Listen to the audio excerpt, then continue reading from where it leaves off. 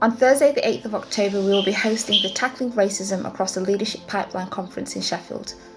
This conference is an opportunity to virtually bring together professionals, organisational leads, community members, policymakers and young people to talk about some of the issues that are most pertinent to our city. The conference is an opportunity for us to have an open and honest conversation about the ways in which systemic racism have resulted in talent drain in Sheffield. Some of the topics we'll cover during the conference include graduate employment, access into employment, workplace racism, progression, retention, and yes, the pay gap in the city that is truly intersectional. We will be hearing the voices of lived experiences, we will be having a look at the data, and we will be inviting dialogue. In order to create a city that is inclusive and equitable, we must come together.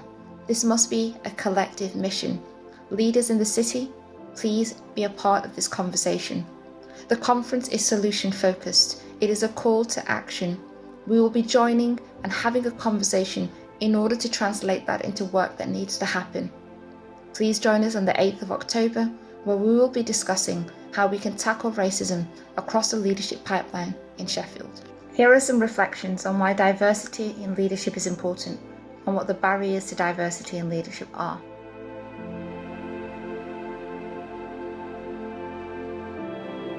Racial diversity in leadership means being able to bring your whole self to work and not feeling the need to downplay parts of your identity.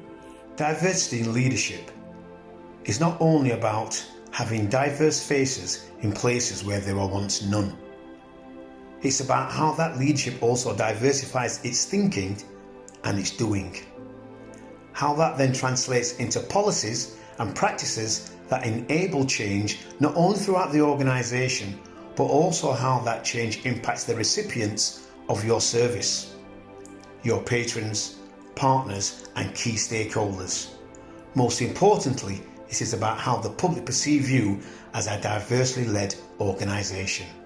Racial diversity in leadership means empowering Black people and recognizing their values, their skills, and their experiences. Racial diversity in leadership, to me, means breaking down and combating the glass ceiling of racism within the senior leadership teams within organisations, and providing pathways for people of colour and Black professionals to be able to lead organisations and be more involved in the leadership and direction. Racial diversity in leadership means to capacitate, to empower, and to enable leadership at all levels of the organization that you work for. By doing this, you're automatically expanding the skills, knowledge, and expertise of the service and brand that you're providing. And this allows you to bring fresh ideas and perspectives to the table. Racial diversity in leadership means to me having people of different backgrounds in leadership positions, bringing with them different opinions and experiences which would enhance that in leadership position, as it would bring great benefit and different perspectives. In its simplest form, racial diversity in leadership represents to me harnessing the collective, cultural, professional and personal strengths of different ethnic groups to create a strong, literate, competent leadership team. So it's not only an external process of having many different ethnicities within a leadership team, but having a team that recognizes that diversity, that represents that diversity, and understands the issues that come about being part of a system of society that is unequal. When we have that diversity, what we're able to achieve is that we have an array of inequalities and disparities brought into conscious awareness.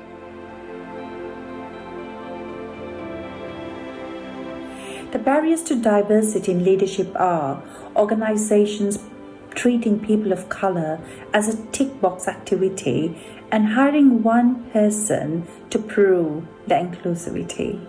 Barriers to diversity in leadership are the people who lead organisations and institutions who fail to understand they need to do more than acknowledge Black Lives Matter and Black History Month. Barriers to diversity in leadership is failing to ensure that what you talk about needs changing actually becomes your practice. Barriers are knee-jerk responses to racialised practices, ideas and outcomes. Barriers are when your diverse leadership team does not refer to black managers. I believe the barriers to positive leadership include a lack of allyship, lack of opportunities for reverse mentoring, and people of influence with organisations taking on board the views and perspectives of black professionals and what they encounter in their day-to-day practice. In terms of barriers to diversity in leadership, three things spring to mind. One is there's a fundamental belief, I think, that people of African descent in particular and people of colour in general cannot lead and are therefore not positioned as such. The second is patriarchy and whiteness. And when those two are in the boardroom, there isn't any room for anyone else. The room is full and the door is closed. And to a certain extent, and I'm speaking a bit from my own lost experience or getting lost along the way, ourselves and our environments, because I think the previous two create environments where for far too long people from minoritized groups have been asked to give away fundamental aspects of their authentic selves. And when they give that away, they can fit into these little boxes. And after a while, we start to believe that narrative of who we are, and we lose sight of our own capabilities. And the barriers to diversity in leadership are usually and often cultural or organizational structures, but sometimes there can also be personal barriers such as lack of self-confidence or belief, or the ability to go for that position in the first place.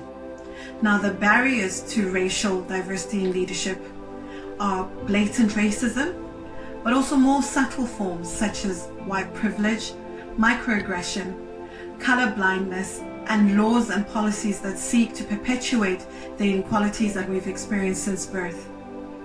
These include housing conditions, access to education, and health outcomes. There's also ourselves. Bob Marley said it best: emancipate yourself from mental slavery, for none but ourselves can free our minds.